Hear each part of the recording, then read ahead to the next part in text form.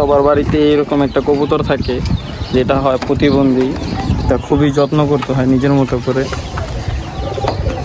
এই যে আমার কবুতরগুলা, পিঠের গোড়া খাওয়াচ্ছি, আর কিছু আছে এখানে গোসল করতেছে।